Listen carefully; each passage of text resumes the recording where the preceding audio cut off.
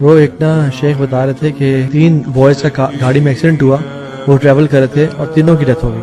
انہوں نے کال کی ایک شیخ کو, انہی شیخ کو جو بتا رہے, انہوں نے کہا شیخ ہمارے دوستوں کی ڈیتھ ہو گئی تو جنازہ ہے, کفن دفن کا بندوبست کرنا. تو شیخ نے کہا کتنے لوگ ہیں؟ انہوں نے کہا 3 ہیں. انہوں نے کہا میں اکیلے نہیں آؤں گا, آئی ول برنگ سم پیپل ود می, اس کو غسل دینے کے لیے. پہلے دوست کو انہوں نے شاور دیا, اس کو کفن پہنایا, دوسرے کو کیا, تیسرے کو جب لے کے آئے نا اس کی جو باڈی سے نا بہت زیادہ بدبو آ رہی تھی, اور کہتے ہیں اس کا جو اسکن کلر تھا نا وہ بالکل وائٹ تھا پوری باڈی کا.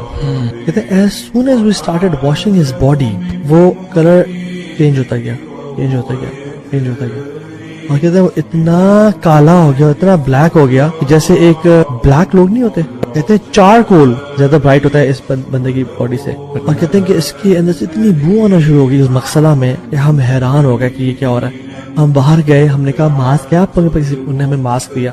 ہم واپس آئے, ہم نے کافور, ہم نے بخور جلائے, ہم نے اس کی باڈی کو غسل, ہم جلدی کر رہے تھے اور ہم سے برداشت نہیں ہو رہا تھا, ہمیں سانس نہیں آ رہا تھا. ہم دوبارہ باہر گئے, ہم نے کہا اور ماسک کیا, ہم نے ڈبل ماسک لیے, ہم نے اسے کفن وغیرہ کر کے ہم نے ان کے فوراً سے حوالے کیا, اور ہمیں پھر سانس آئی اور مغسلہ میں جو ہے نا بو مچ گئی تھی. تو شیخ نے اس بوائے سے پوچھا, جو فرینڈ تھا جس نے کال کی تھی, ہمارے فرینڈ کی ڈیتھ ہو گئی ہے, انہوں نے کہا یہ تیسرا دوست تھا آپ کا, یہ نماز پڑھتا تھا؟ سر جی سے نماز تو پڑھتا تھا, نماز پوری پڑھتا تھا. اچھا ٹھیک چلے گا.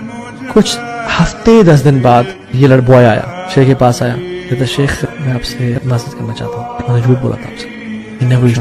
کہتے حتیٰ کہ ہم جب بھی نماز پڑھتے تھے نا یہ ساتھ بیٹھ جاتا تھا, ہمیں دیکھتا تھا پر نماز کبھی نہیں پڑھتا تھا. شیخ کہتے ہیں آئی نیو اٹ, اور مجھے پتہ لگا تو میں جھوٹ بولا ہے, بٹ میں تمہیں ریٹیلیٹ نہیں کرنا چاہتا اس پرٹیکولر سچویشن پہ. شیخ کہتے ہیں میں نے آج تک کسی بندے کو نہیں دیکھا جس سے جو نمازی ہو اس کی یہ حالت ہو.